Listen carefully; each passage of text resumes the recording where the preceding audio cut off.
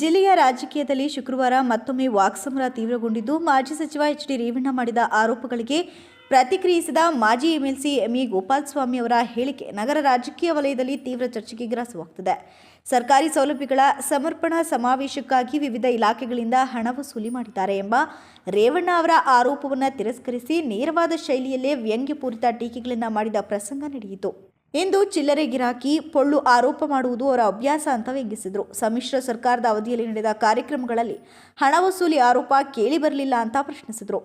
ಶಾಸಕ ಸ್ವರೂಪಗೆ ರೇವಣ್ಣ ಅವರ ಕೀಲುಗೊಂಬೆ ಕೀ ಕೊಟ್ಟಾಗ ಮಾತ್ರ ಮಾತನಾಡ್ತಾರೆ ಅಂತ ಗೋಪಾಲಸ್ವಾಮಿ ಕಟುವಾಗಿ ಟೀಕಿಸಿದರು. ಕೃಷ್ಣ ಬೈರೇಗೌಡರ ನೇತೃತ್ವದಲ್ಲಿ ಪ್ರಗತಿಯ ಹಾದಿಯಲ್ಲಿ ಒಂದು ಕಾರ್ಯಕ್ರಮವನ್ನು ಇಟ್ಕೊಂಡು ನಮ್ಮ ರಾಜ್ಯದ ನಾಡಿನ ದೊರೆ ಮುಖ್ಯಮಂತ್ರಿಗಳು ಮತ್ತು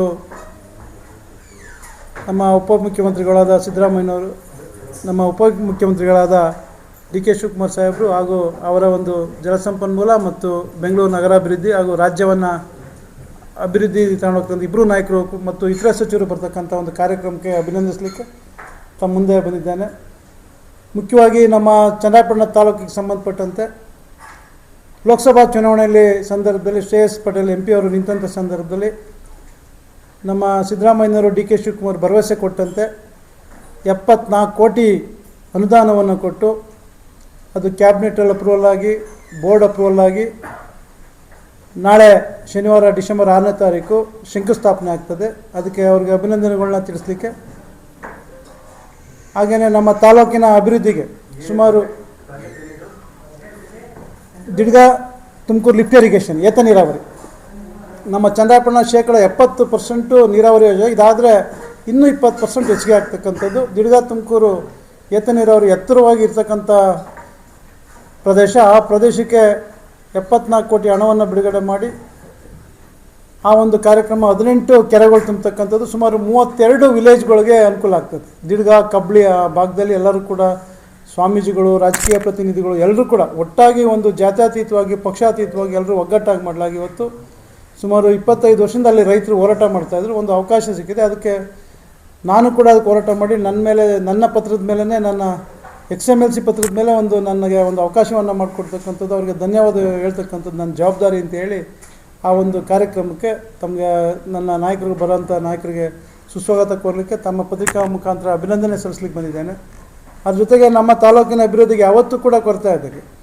ಸಣ್ಣ ನೀರಾವರಿಯಲ್ಲೂ ಕೂಡ ಸುಮಾರು 8 ಕೋಟಿ ಅನುದಾನವನ್ನು ಬಿಡುಗಡೆ ಮಾಡಿ 2 ವರ್ಷದಿಂದ ನಮ್ಮ ಸರ್ಕಾರ 2023ರಲ್ಲಿ ಬಂದಂಥ ಸಿದ್ದರಾಮಯ್ಯನವರು ಮತ್ತು ಡಿ.ಕೆ. ಶಿವಕುಮಾರ್ ಸರ್ಕಾರದ ನಡೀತಾ ಇರ್ತಕ್ಕಂಥದ್ದು. ರಸ್ತೆಗಳ ಅಭಿವೃದ್ಧಿಗೆ ಈಗಾಗಲೇ ಸುಮಾರು 50 ಕೋಟಿಗೂ ಹೆಚ್ಚಿಗೆ ಬ್ರಿಡ್ಜ್ಗಳು ಇರ್ಬೋದು, ರಸ್ತೆಗಳು ಇರ್ಬೋದು.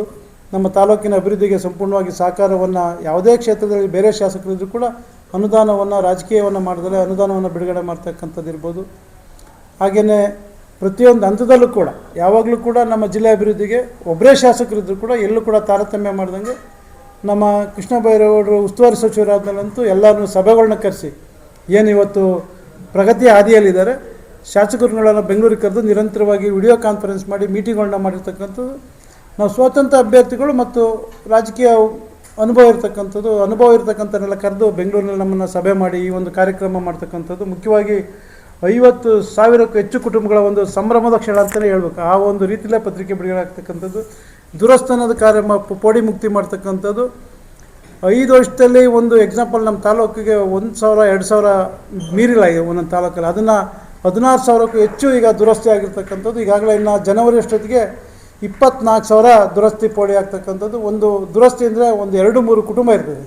ಸುಮಾರು ನಮ್ಮ ತಾಲೂಕಿನಲ್ಲಿ 40,000 ಕುಟುಂಬಕ್ಕೂ ಹೆಚ್ಚಿಗೆ ಅನುಕೂಲ ಆಗ್ತಕ್ಕಂಥದ್ದನ್ನ ಜವಾಬ್ದಾರಿ ಈಗಾಗಲೇ ಜನಸಂಪರ್ಕ ಸಭೆಯನ್ನು ಕೂಡ ನಾನು ಕೂಡ ಒತ್ತಾಯ ಮಾಡಿ ನಮ್ಮ ತಾಲೂಕಿನ ನ್ಯೂನ್ಯತೆಗಳು ಏನಿದೆ, ಅಧಿಕಾರಿಗಳು ಹಿಂದೆ ಬೀಳ್ತಾರೆ ಅಂತೇಳಿ ಕಳೆದ ತಿಂಗಳು ಕೂಡ ತಮ್ಮೆಲ್ಲರೂ ಕೂಡ ಬಂದು ಸಹಕಾರ ನೀಡಿದೆ. ಅವತ್ತು ಸುಮಾರು ಮಧ್ಯಾಹ್ನ 2:30 ಬಂದು ರಾತ್ರಿ 10:00ವರೆಗೂ ಕೂಡ ಎಲ್ಲರೂ ಅಧಿಕಾರಿಗಳ ಚಾಟಿ ಬೀಸಿ ಸುಮಾರು 1,100 ಅರ್ಜಿಗಳನ್ನ ತಗೊಂಡು ಒಂದು ಒಳ್ಳೆಯ ಕಾರ್ಯಕ್ರಮ ಮಾಡಿದ್ದಾರೆ. ಹಾಗಾಗಿ ನಾನು ಕೃಷ್ಣ ಬೈರೇಗೌಡರು ಕೂಡ ಅಭಿನಂದನೆಗಳನ್ನ ತಿಳಿಸಿ ನಮ್ಮ ಜಿಲ್ಲೆ ಅಭಿವೃದ್ಧಿಗೆ ಮತ್ತು ನಮ್ಮ ತಾಲೂಕಿನ ಅಭಿವೃದ್ಧಿಗೆ.